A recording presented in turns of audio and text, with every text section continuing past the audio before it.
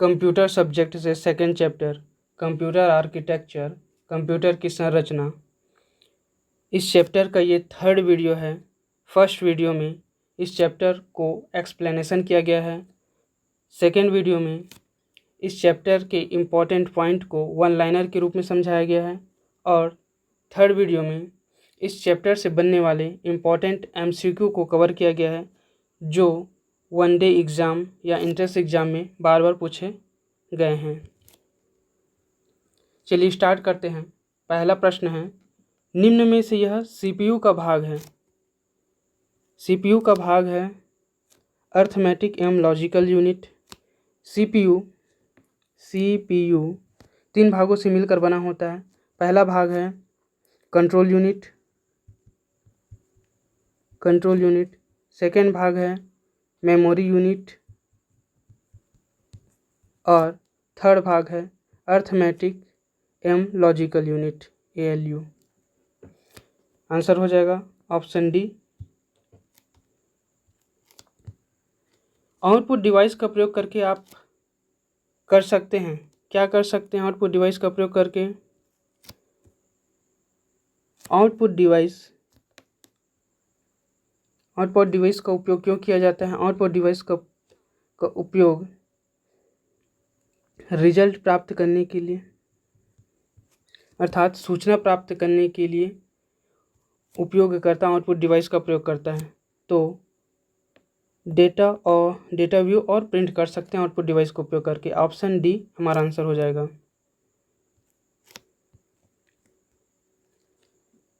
निम्न में से किसको बनाने में माइक्रो प्रोसेसर प्रयोग किया जाता है? किसको बनाने में माइक्रो प्रोसेसर का उपयोग किया जाता है? ऑप्शन है कंप्यूटर, डिजिटल सिस्टम, कैलकुलेटर, ये सभी। माइक्रो प्रोसेसर का उपयोग आज के समय में उपरोक्त सभी को बनाने में किया जाता है, ये सभी।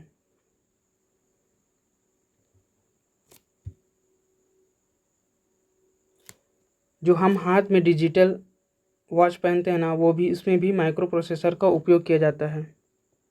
कैलकुलेटर में भी माइक्रो प्रोसेसर का उपयोग किया जाता है। और कंप्यूटर में माइक्रो प्रोसेसर का उपयोग 1981 में किया गया पहली बार। उस माइक्रो प्रोसेसर का नाम का क्या नाम था?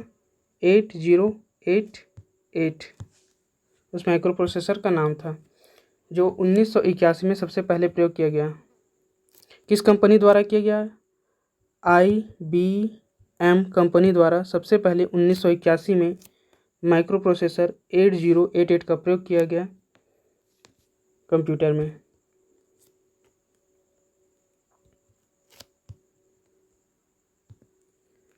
CPU में उपस्थित आंतरिक मेमोरी वास्तव में है। ऑप्शन है रजिस्टर्स का समूह, ALU का समूह, माइक्रो प्रोसेसर बस। ऑप्शन के बारे में देखें, ये बस पैसेंजर वाला बस नहीं है, ये BUS है। इसका फुल फॉर्म है बैकअप सिस्टम। जो कंप्यूटर में बस उपयोग होता है, उसका भी कार्य एक सूचना को दूसरे डिवाइस तक ले जाना ही होता है, ले जाना या वापस लाना ही होता है। माइक्रो प्रोसेसर ये CPU की तरह कार्य करने वाला एक छोटा सा चिप होता है। रजिस्टर्स, CPU में उपस्थित आंतरिक मेमोरी वास्तव में ऑप्शन ए रजिस्टर्स का समूह होती है। CPU में आंतरिक मेमोरी जो होती है वो प्राइमरी मेमोरी कहलाती है, और ये प्राइमरी मेमोरी रजिस्टर्स से मिलकर बनी होती है। ALU अर्थमेटिक एवं लॉजिकल यूनिट, गणना और तुलना करना इसका कार्य होता है ALU का।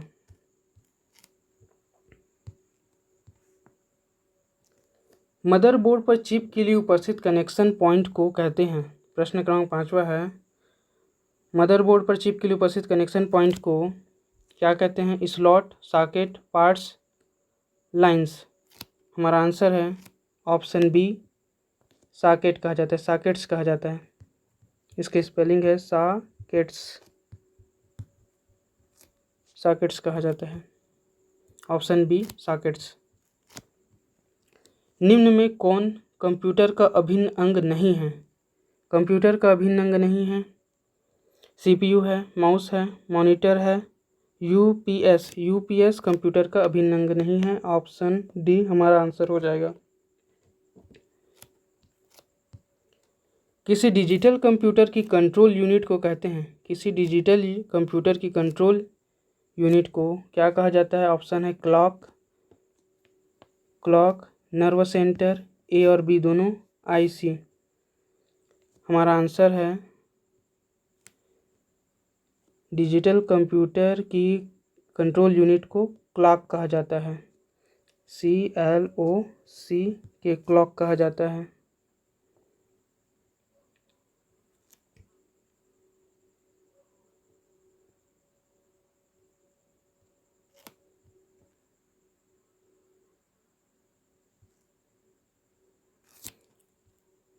कंट्रोल यूनिट को नाड़ी तंत्र भी कहा जाता है। नाड़ी तंत्र। आप नर्वस सेंटर से कंफ्यूज मत होइएगा।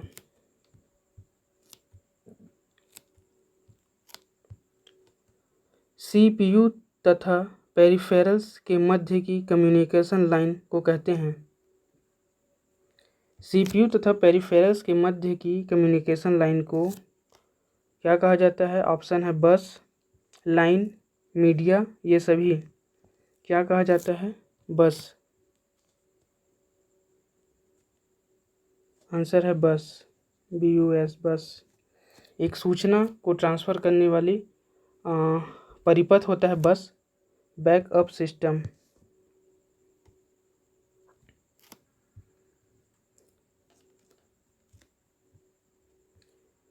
पहले माइक्रोप्रोसेसर का नाम था? पहले माइक्रोप्रोसेसर का नाम हम सभी जानते हैं, इंटेल 4004 था।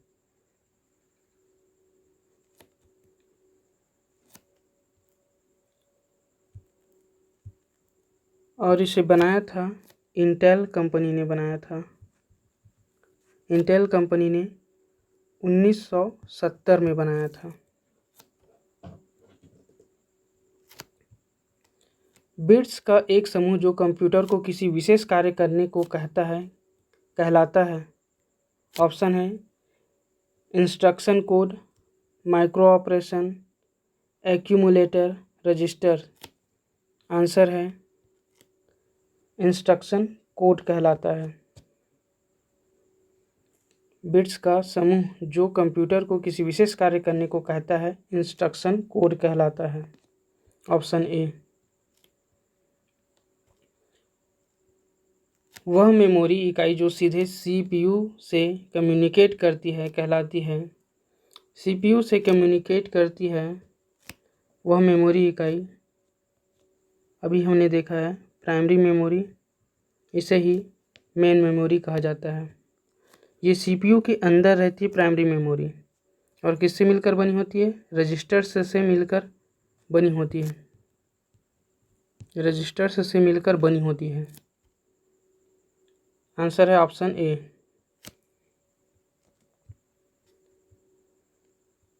कंप्यूटर में कहाँ डेटा को जोड़ा तथा उसकी तुलना की जाती है? कंप्यूटर में डेटा को जोड़ना, घटाना, गुणा, भाग और तुलना, जैसे छोटा है, बड़ा है, मोटा है, पतला है या बराबर है, इस प्रकार की क्रिया कंप्यूटर के सीपीयू में की जाती है। और सीपीयू तीन भागों से मिलकर बनी होती है। उसमें से एक भाग ALU अर्थमेटिक एवं लॉजिकल यूनिट होता है, उसमें की जाती है। अगर ऑप्शन में ALU दिया होता तो आंसर ALU होता, नहीं दिया है तो हमारा आंसर CPU हो जाएगा।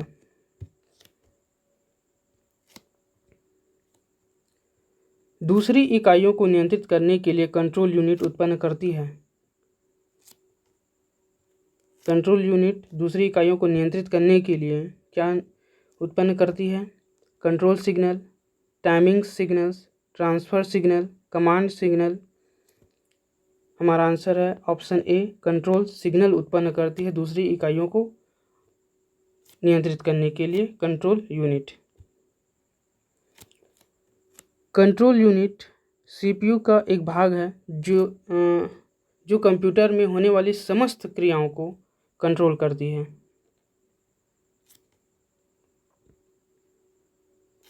समस्त क्रियाएं, समस्त मतलब सभी प्रकार की क्रियाओं को कंट्रोल यूनिट कंट्रोल करती है कंप्यूटर की।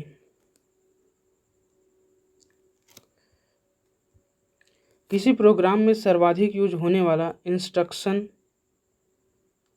लिए जाते हैं। क्या कह रहा है? किसी प्रोग्राम में सर्वाधिक यूज होने वाला जो इंस्ट्रक्शन है वो कहाँ से लिए जाते हैं? कहाँ से लिए जाते हैं? ऑप्शन है हार्ड डिस्क से, कैश से, ये इसका कैश का स्पेलिंग देख लीजिए, ये वाला कैश है,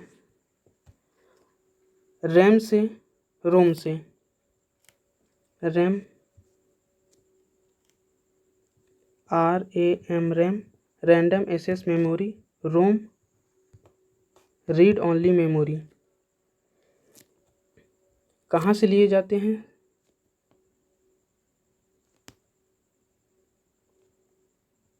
हमारा आंसर है ऑप्शन बी, कैश से लिया जाता है। ये कैश मेमोरी कहाँ पर होता है? ये जो है रैम और रोम ये प्राइमरी मेमोरी का पार्ट है और प्राइमरी मेमोरी से ही कैश मेमोरी बनता है। कैश मेमोरी एक ऐसी प्रकार की मेमोरी होती है जिसमें तुरंत उपयोग होने वाली डाटा को रखा जाता है।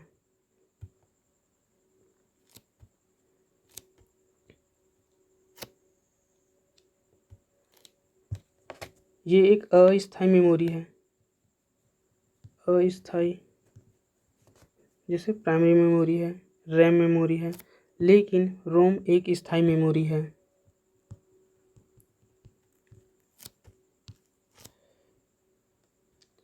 इंस्ट्रक्शन साइकिल में होने वाली घटनाओं के क्रम में पहला साइकिल कौन सा है? इंस्ट्रक्शन साइकिल में होने वाली घटनाओं के क्रम में पहला साइकिल कौन सा है? ऑप्शन है store cycle, fetch cycle, execute cycle, decode cycle. हमारा आंसर है option B, fetch cycle. Fetch cycle के बारे में थोड़ा समझते हैं।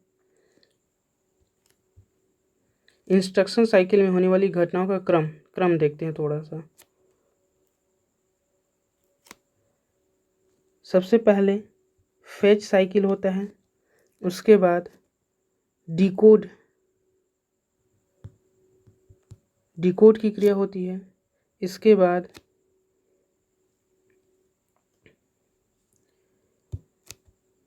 या तो आप इसे स्टोर साइकिल कह सकते हैं या तो इसे यहाँ पर डाटा को पढ़ा जाता है, उसके बाद एग्जीक्यूट साइकिल होती है, एग्जीक्यूट साइकिल, ठीक है। फेच साइकिल में जो इनपुट द्वारा डाटा जो आता है वहाँ वो फेच साइकिल में उस डाटा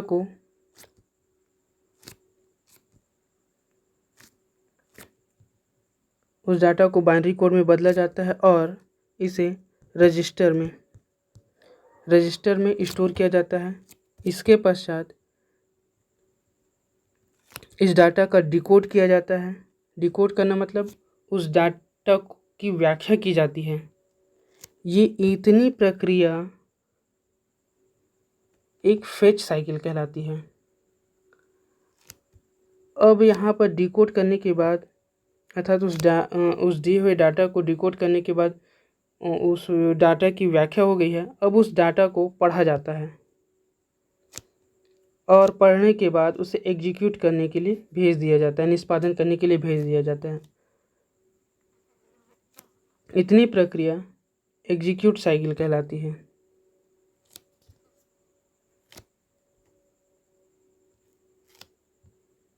आगे बढ़ते हैं। कंप्यूटर का माइक्रो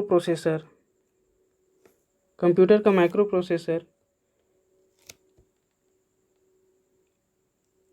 ऑप्शन है केवल मशीनी भाषा को समझता है, मशीन की भाषा नहीं समझता है, मशीन की और उच्च स्तरीय भाषा समझता है, केवल उच्च स्तरीय भाषा समझता है, मशीन केवल मशीनी भाषा समझता है।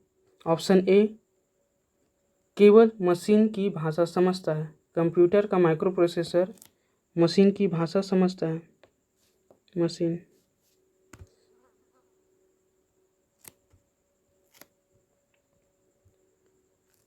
यह घटक डेटा को इंफॉर्मेशन में प्रोसेस करता है और इसमें इंटीग्रेटेड सर्किट होता है। यह घटक कौन सा घटक है? डेटा को इंफॉर्मेशन में बदलता है। एक डेटा है उसे इंफॉर्मेशन में बदलता है। ये काम सीपीयू करता है।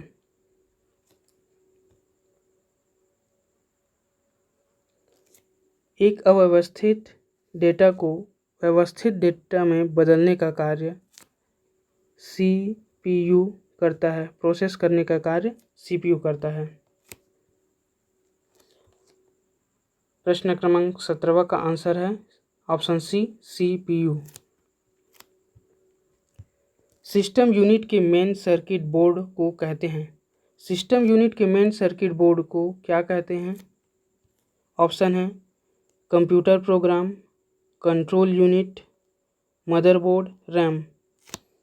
सिस्टम यूनिट के मेन सर्किट बोर्ड, यहाँ पर क्या कहा गया है? Main circuit board.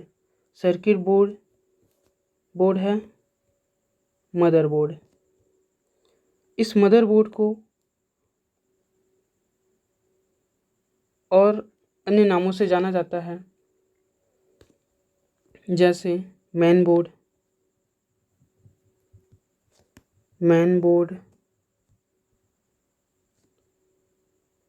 Base board,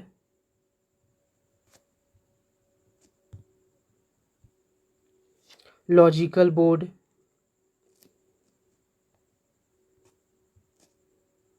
logic board, system board,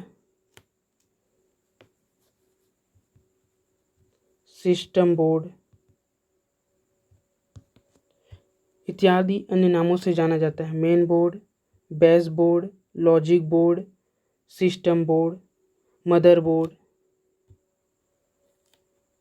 केंद्रीय सर्किट बोर्ड, इतने नामों से मदरबोर्ड को जाना जाता है।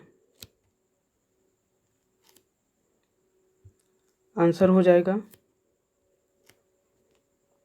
ऑप्शन सी, मदरबोर्ड।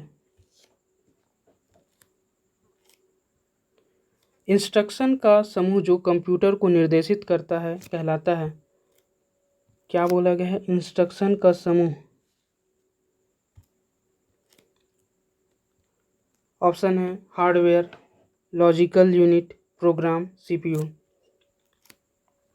प्रोग्राम एक प्रकार का इंस्ट्रक्शन का समूह होता है। प्रोग्राम। आंसर होगा ऑप्शन सी, प्रोग्राम। प्रोग्राम किसे कहते हैं? किसी भी प्रकार की किसी भी प्रकार की इंफॉर्मेशन को एक कोड द्वारा इंस्ट्रक्शन में बदलना प्रोग्राम कहलाता है।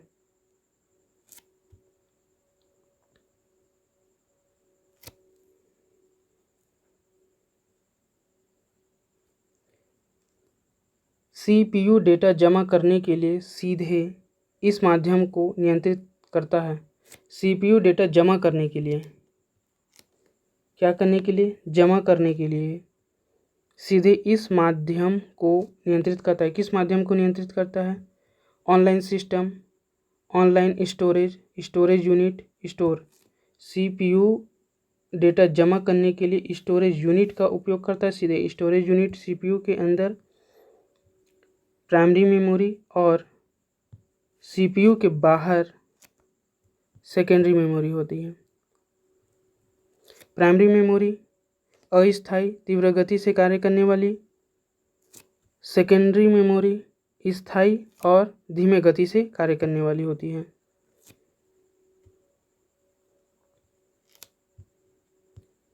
माइक्रो प्रोसेसर को कहते हैं, क्या कहते हैं माइक्रो प्रोसेसर को? Chip, IC, rule, transistor. Micro processor को क्या कहा जाता है? चिप कहा जाता है। Option a chip, CHIP, chip कहा जाता है। चिप कहने के पीछे का एक लॉजिक है। ये जो चिप है ये आलू के चिप्स के आकार का ही होता था, इसीलिए इसे चिप कहा जाता है। माइक्रो प्रोसेसर को चिप के नाम से जाना जाता है। प्रथम माइक्रो प्रोसेसर 4004 इंटेल कंपनी द्वारा बनाया गया।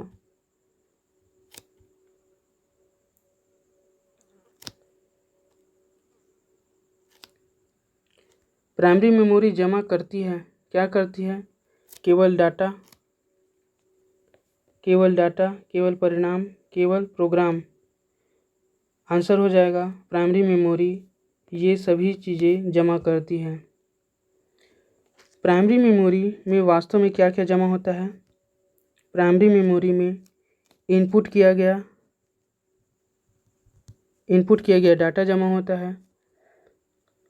प्रोसेसिंग के इंटरमीडिएट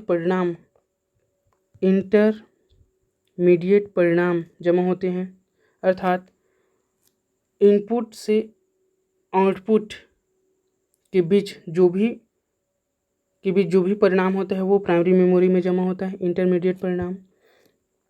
और जो प्रोग्राम, जो ये प्रोसेसिंग के लिए जिस भी प्रोग्राम का उपयोग हो रहा है वो वाला प्रोग्राम ये भी प्राइमरी मेमोरी में स्टोर होता है। प्राइमरी मेमोरी के किस मेमोरी में स्टोर होता है प्रोग्राम? रोम, रीड ओनली मेमोरी में स्टोर होता है प्रोग्राम। और जो आउटपुट के लिए डाटा तैयार हुआ होता है वो भी आउटपुट डाटा भी प्राइमरी मेमोरी में स्टोर होता है।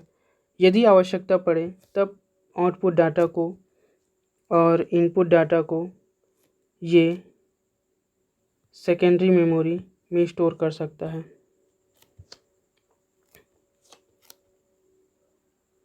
इतनी सारी डाटाएं, input data, intermediate data, programming data और आउटपुट डाटा, इन सभी को प्राइमरी मेमोरी में स्टोर किया जाता है अस्थायी रूप से, अर्थात कुछ समय बाद ये प्राइमरी मेमोरी से डिलीट हो जाती है या लाइट ऑफ होने के बाद ये प्राइमरी मेमोरी से डिलीट हो जाती है। कंप्यूटर का प्राथमिक कार्य है डेटा को बदलना। डेटा को किस में बदलना? कंप्यूटर का प्राथमिक कार्य है डेटा को इंफॉर्मेशन में, टेबल्स में, फाइल्स में, ग्राफिक्स में, किस में बदलना? कंप्यूटर का प्राथमिक कार्य है इनपुट डेटा को इंफॉर्मेशन में बदलना कंप्यूटर का प्राथमिक कार्य है।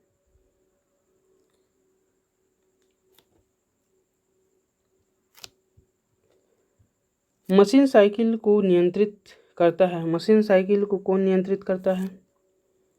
मशीन साइकिल को कंट्रोल यूनिट नियंत्रित करता है। किसी भी प्रकार का कंप्यूटर में कार्य हो उसे केवल कंट्रोल यूनिट ही नियंत्रित करेगा।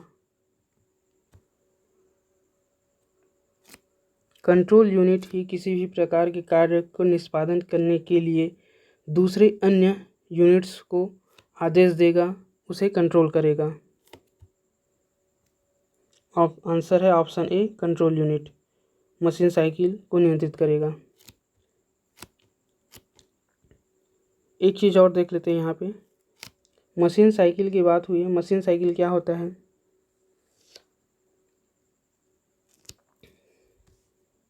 दो ऑपरेंड क्या होता है? यदि मान लेते हैं ए और बी दो संख्याएं हैं,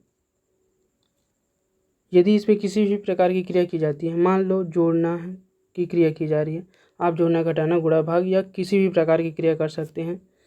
मान लो ये दो संख्या हैं या दो से अधिक भी ले सकते हैं। ये दो संख्याएं, पहली और दूसरी संख्याएं, ये ऑपरेंड कहलाती है, ऑपरेंड कहलाती है। इस ऑपरेंड पर जो भी क्रिया होगी वो ऑपरेशन कहलाती है, ऑपरेशन कहलाती है। ठीक है, ऑपरेशन कहलाती है। ये वाली जोड़ने की क्रिया हो रही है ना, वो ऑपरेशन कहलाएगी, और इस दोनों पर जिस पर ये क्रिया हो रही है वो ऑपरेंड कहलाएंगे, ये दोनों ऑपरेंड कहलाएंगे। तो मशीन साइकिल क्या होती है? मशीन साइकिल इन दोनों ऑपरेंड को रजिस्टर में ले जाती है। कहाँ ले जाती है? रजिस्टर में स्टोर करने के लिए, और फिर रजिस्टर में सीपीयू द्वारा, रजिस्टर से सीपीयू द्वारा उस पर ऑपरेशन की क्रिया की जाती है। ऑपरेशन अर्थात इसको जोड़ने की क्रिया की जाती है। अब जोड़ने पर जो भी परिणाम आया, ए प्लस बी, ए बी हो गया, इसे पुनः रजिस्टर में स्टोर करने तक की क्रिया एक मशीन साइकिल कहलाती है। अर्थात सीधी बात करें, ए प्लस बी इन दोनों ऑपरेंड को रजिस्टर से सीपीयू और सीपीयू से पुनः रजिस्टर में स्टोर करने की प्रक्रिया मशीन साइकिल कहलाती है। बस बात यहाँ पर होता है, यहाँ पे ये अव्यवस्थित डाटा होता है, और सीपीयू पर प्रोसेस करने के बाद जो डाटा इसे यहाँ पे फिर से लाया जाता है वो व्यवस्थित डाटा होता है, इसे फिर से रजिस्टर में स्टोर कर दिया जाता है। इसे एक मशीन साइकिल कहती हैं। डेटा शब्द लिया गया है। डेटा शब्द ग्रीक से, इंग्लिश से, हिंदी से, लैटिन से। डेटा शब्द लैटिन भाषा का एक शब्द है। डेटा शब्द, आंसर डी, लैटिन। इनपुट का प्रकार है, इनपुट का प्रकार है डेटा एवं प्रोग्राम, कमांड, यूजर रिस्पॉन्स, ये सभी आंसर है, ये सभी इनपुट का प्रकार है। डेटा एक अव्यवस्थित डाटा होता है जिसे इनपुट के माध्यम से प्रवेश कराया जाता है कंप्यूटर में। प्रोग्राम एक इंस्ट्रक्शन होता है। कमांड ये भी इनपुट का ही एक प्रकार है, अर्थात किसी कार्य को करने का आदेश देना कमांड कहलाता है।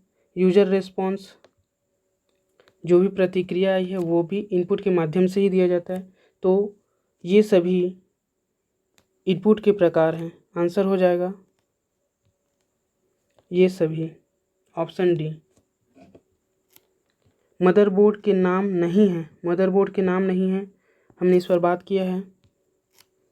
मेन बोर्ड मदरबोर्ड का नाम है। प्लेनर बोर्ड, हाँ, मदरबोर्ड को एक और नाम से जाना जाता है, उसे प्लेनर बोर्ड कहते हैं। लॉजिकल बोर्ड के नाम से भी जाना जाता है। कंप्यूटर बोर्ड के नाम से नहीं जाना जाता। आंसर हो जाएगा हमारा, मदरबोर्ड के नाम नहीं है, हमें कंप्यूटर बोर्ड मदरबोर्ड का नाम नहीं है। हाँ, लेकिन केंद्रीय सर्किट बोर्ड मदरबोर्ड का नाम है।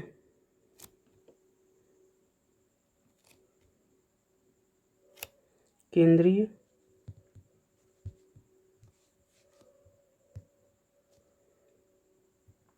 सर्किट बोर्ड मदरबोर्ड का नाम है।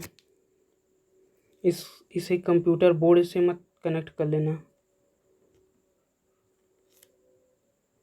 कंप्यूटर में जब डेटा डालते हैं तो वह सबसे पहले किस वर्किंग मेमोरी में जाता है? इस पर हमने बात किया है। सबसे पहले वो रैम मेमोरी में जाता है। Option C RAM memory. RAM memory RAM memory में जाता है, जो रजिस्टर प्रकार की मेमोरी से मिलकर बना होता है।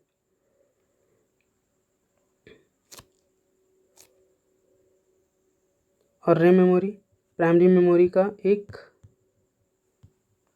भाग है।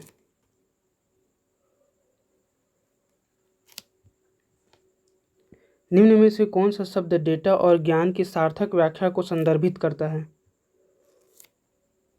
किसकी? डेटा और ज्ञान की। डेटा अव्यवस्थित, ज्ञान व्यवस्थित।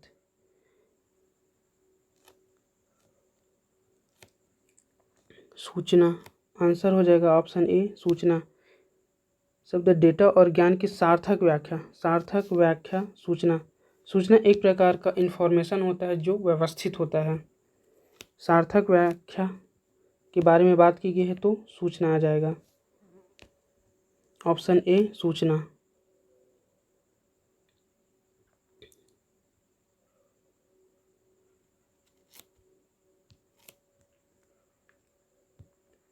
कौन सी डिवाइस मनुष्य द्वारा समझे जाने वाले डेटा और प्रोग्रामों को ऐसे रूप में बदल देती है जिसे कंप्यूटर प्रोसेस कर सकता है?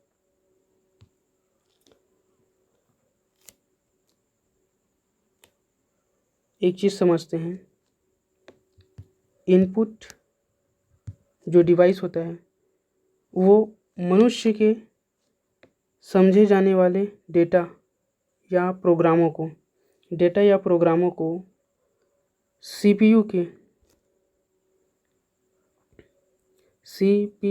के समझे जाने वाले अर्थात बाइनरी कोड 0 या 1 के फॉर्म में बदलता है इनपुट यूनिट। और सीपीयू में जो भी कार्य होता है वो बाइनरी कोड अर्थात बाइनरी माध्यम में होता है और इसे आउटपुट यूनिट अब प्रोसेस करने के बाद इस बाइनरी कोड को सीपीयू आउटपुट यूनिट के पास भेजता है।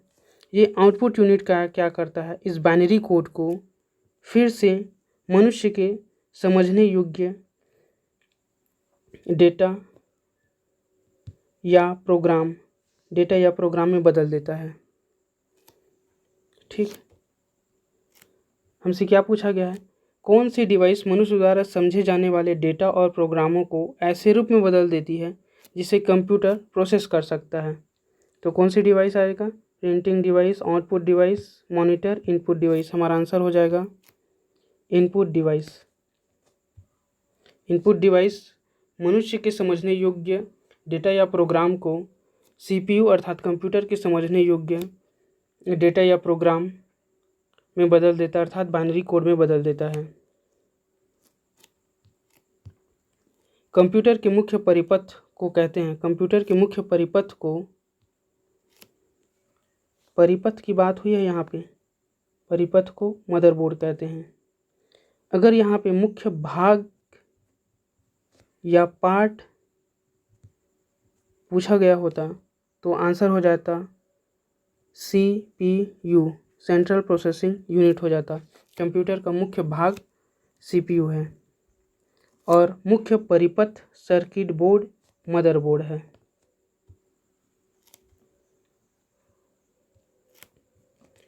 मशीन में कमांड को कैरी करने की विधि को क्या कहते हैं?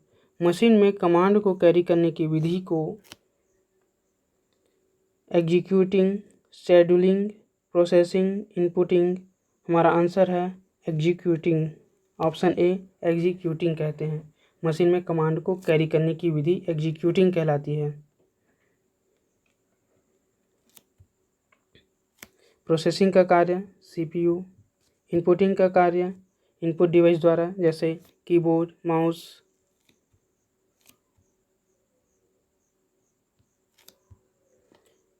एक युक्ति द्वारा डेटा एवं निर्देशों को लोकेट करने तथा उसे सीपीयू तक पहुंचाने के लिए गए समय को कहते हैं। एक प्रोसेसिंग चक्र, CPU speed, clock speed, access समय। हमारा आंसर है एक प्रोसेसिंग चक्र। एक प्रोसेसिंग वह चक्र है जो डेटा और निर्देशों को लोकेट करने तथा उसे सीपीयू तक पहुंचाने के लिए,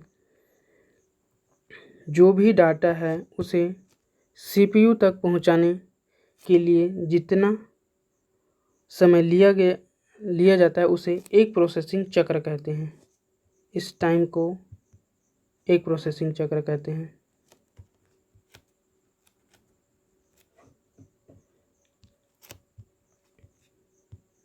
भारत में निर्मित परम किस प्रकार का कंप्यूटर है? भारत में निर्मित परम एक सुपर कंप्यूटर है। हम सभी जानते हैं परम एक सुपर कंप्यूटर। इसे सीडैक कंपनी ने बनाया है, जो पुणे में स्थित है। अभी भारत का सबसे तेज सुपर कंप्यूटर परम सिद्धि है। परम सिद्धि AI है, जिसे सीडैक परम सीरीज का ही एक कंप्यूटर है। परम सिद्धि AI, जिसे सीडैक कंपनी ने ही बनाया है।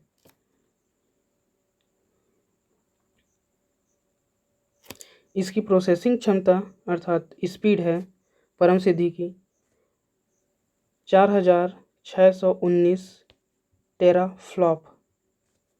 टेराफ्लॉप कहने का मतलब है 10⁻12 फ्लॉप प्रति सेकंड। 10⁻12 गणनाएं कर सकता है परम सिद्धि AI कंप्यूटर। 4619 टेराफ्लॉप गणनाएं कर सकता है। ये भारत की सबसे तेज सुपर कंप्यूटर है। और विश्व की सबसे तेज सुपर कंप्यूटर USA।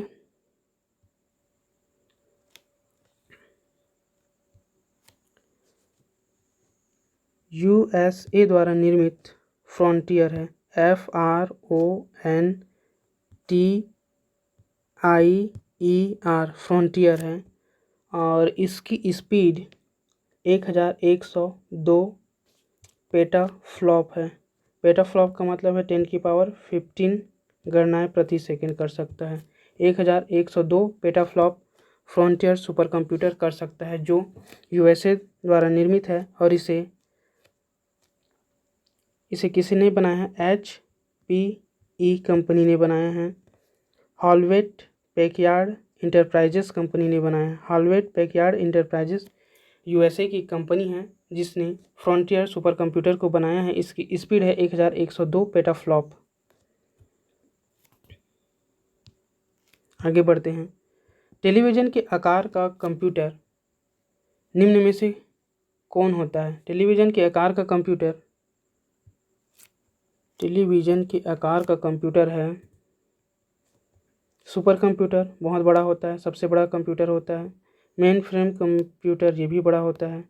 तो ये माइक्रो कंप्यूटर टेलीविज़न के आकार के होते हैं। और जो पर्सनल कंप्यूटर, जो घरों में उपयोग होने वाला कंप्यूटर होता है, वो माइक्रो कंप्यूटर होते हैं, जिसे पर्सनल कंप्यूटर भी कहा जाता है। आंसर है option A, micro computer television के आकार का कंप्यूटर होता है। सर्वप्रथम पंच कार्ड का प्रयोग किसने किया था? सर्वप्रथम पंच कार्ड का प्रयोग Blaise Pascal, Howard Aiken, John Mauchly, Joseph Marie. सर्वप्रथम पंच कार्ड का प्रयोग जोसेफ मेरी जेकार्ड, इसका पूरा नाम है जेकार्ड, जोसेफ मेरी जेकार्ड ने जेकार्ड लूम में किया था। जेकार्ड लूम एक मशीन होता है, उसमें किया था। और ये मशीन कपड़ा बुनाई के लिए उपयोग किया जाता था। यहाँ पर कपड़ा बुनाई के लिए इंस्ट्रक्शन देने के लिए पंच कार्ड का उपयोग किया जाता था। सबसे पहले जोसेफ मेरी जेकार्ड ने पंच कार्ड का प्रयोग किया। और ये पंच कार्ड का प्रयोग कब किया? 1801 में जेकार्ड लूम में जोसेफ मेरी जेकार्ड ने। और जोसेफ मेरी जेकार्ड कहाँ की है? फ्रांस की है। इनका पूरा नाम जोसेफ मेरी जेकार्ड है और ये फ्रांस की है। इसने जेकार्ड लूम में पंच कार्ड का प्रयोग किया, कपड़ा बुनने के लिए इंस्ट्रक्शन देने के लिए पंच कार्ड का प्रयोग किया 1801 में। कंप्यूटर के विकास में सर्वाधिक योगदान किसका है? कंप्यूटर के विकास में सर्वाधिक योगदान हरमन होलेरिथ, चार्ल्स बेबेज, वान न्यूमान, इनमें से कोई नहीं। आंसर है आपका ऑप्शन सी, वान न्यूमान। इनका पूरा नाम है जॉन वान न्यूमान। क्यों कहा जाता है इसे सर्वाधिक योगदान होने का श्रेय क्यों है इसका? जॉन न्यूमान ने बाइनरी कोड का आविष्कार किया, 0 या 1 के रूप में जिसे हम जानते हैं, इसका आविष्कार किया या शुरुआत की वान न्यूमान ने। इसलिए इसे कंप्यूटर के विकास में सर्वाधिक योगदान रखने का श्रेय प्राप्त है। लेकिन चार्ल्स बेबेज को आधुनिक कंप्यूटर के जनक के रूप में जाना जाता है, या कंप्यूटर के जनक के रूप में चार्ल्स बेबेज को जाना जाता है। लेकिन योगदान की बात करें तो वान न्यूमान का योगदान सर्वाधिक है कंप्यूटर के विकास में, क्योंकि इसने बाइनरी कोड का आविष्कार किया था। ऑप्शन देख लेना, यदि वान न्यूमान नहीं दिया है ऑप्शन में और चार्ल्स बेबेज दिया है तो आप चार्ल्स बेबेज पर टिक लगाइएगा। अगर चार्ल्स बेबेज और वान न्यूमान दोनों दिया है तो आप टिक वान न्यूमान पर लगाइएगा।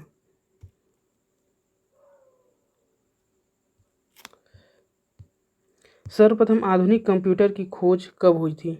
सर्वप्रथम आधुनिक कंप्यूटर की खोज 1946 में हुई थी। इस कंप्यूटर का नाम था ENIAC electronic numerical integrated and calculator. Electronic numerical integrated and calculator. और इसका आविष्कार J.P. एकर्ट और जॉन मॉचली ने किया था। किसने किया था? J.P. Eckert, J.P. एकर्ट और जॉन मॉचली ने 1946 में ENIAC का आविष्कार किया। Electronic numerical integrated and calculator का आविष्कार किया था।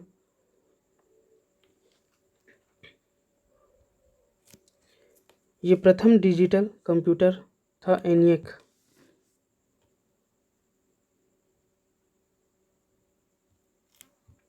इंटीग्रेटेड सर्किट चिप का विकास किसने किया? इंटीग्रेटेड सर्किट चिप का विकास C.V. रमन, ये गलत है। रॉबर्ट नायक, ये भी गलत है। चार्ल्स बेबेज, ये भी गलत है। आंसर है J.S. किल्बी और एक इनका साथी था एवं रॉबर्ट नोई। रॉबर्ट नोई का स्पेलिंग देख लेना। नोई का स्पेलिंग है NOYCE नोई। रॉबर्ट नोई ने किया था 1958 में।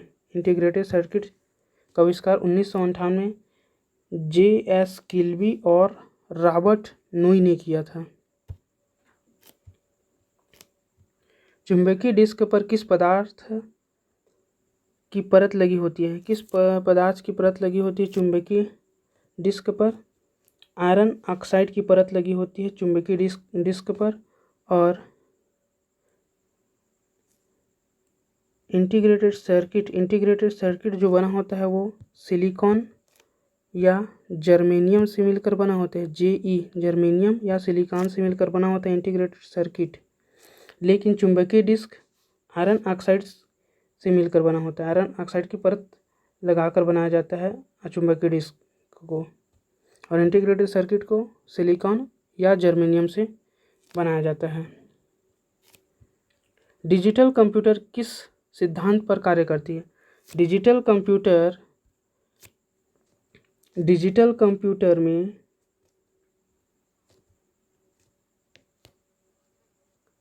क्या कार्य किया जाता है? जोड़ना, घटाना, गुणा, भाग आदि गणितीय कार्य किया जाता है। तो ये गणना के सिद्धांत पर कार्य करता है डिजिटल कंप्यूटर।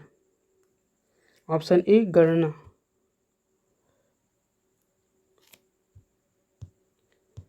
आधुनिक डिजिटल कंप्यूटर में किस पद्धति का प्रयोग किया जाता है?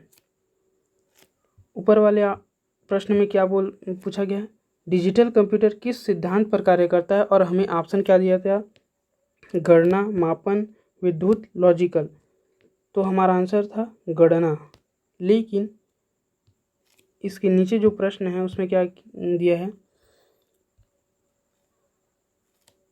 आधुनिक डिजिटल कंप्यूटर में किस पद्धति का प्रयोग किया जाता है? किस पद्धति का प्रयोग किया जाता है? दशमलव पद्धति, ये वाली पद्धति 0.010, ये दशमलव वाली पद्धति है। अनुरूपण गणना पद्धति, द्विआधारी पद्धति, इसे ही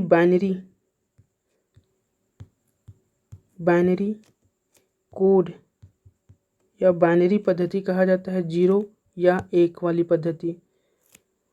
डिजिटल कंप्यूटर द्विआधारी पद्धति, बाइनरी पद्धति पर कार्य करती है। ऑप्शन सी द्विआधारी पद्धति, बाइनरी पद्धति हमारा आंसर हो जाएगा।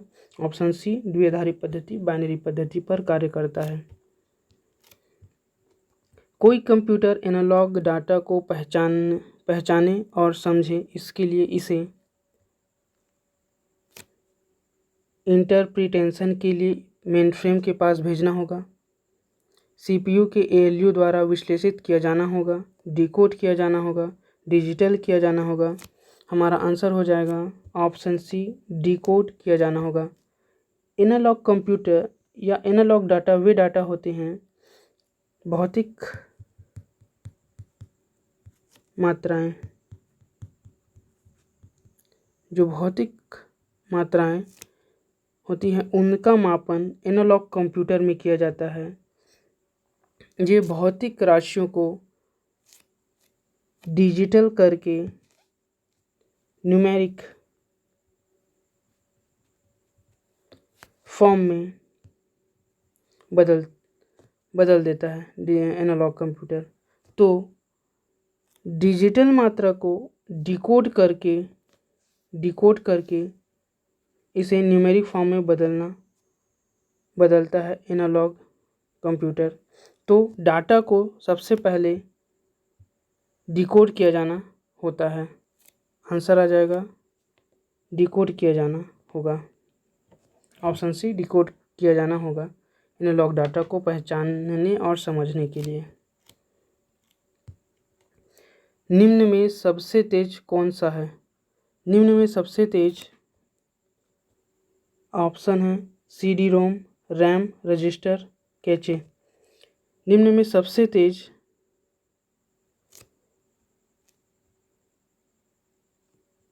रजिस्टर होते हैं। Option C registers.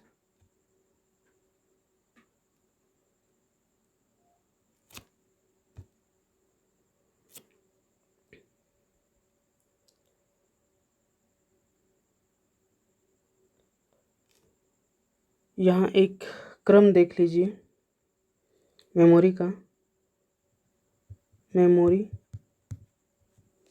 Primary memory, RAM, रोम से मिलकर बना होता है। सेकेंडरी मेमोरी ये किसी भी प्रकार की मेमोरी हो सकती है, पेन ड्राइव और हार्ड डिस्क, इस प्रकार की मेमोरी हो सकती है। प्राइमरी मेमोरी सबसे तेज और अस्थायी होती है। सेकेंडरी मेमोरी स्थायी और धीमी गति वाली होती है। रैम जो रजिस्टर से मिलकर बना होता है, इसलिए ये तेज होता है सबसे, और ये रजिस्टर से मिलकर बना होता है, इसलिए रजिस्टर्स की गति इससे अधिक होती है। रोम भी तीव्र गति से कार्य करता है, लेकिन ये स्थायी मेमोरी होती है। इसमें डाटा को केवल पढ़ा जा सकता है, इसका नाम रीड ओनली मेमोरी है। डाटा को केवल पढ़ा जा सकता है, इसमें कोई बदलाव नहीं किया जा सकता। इसका क्रम है, सबसे पहले रजिस्टर आता है तेज़ गति में, उसके बाद रैम आता है, उसके बाद रोम आता है, उसके बाद सेकेंडरी मेमोरी आता है।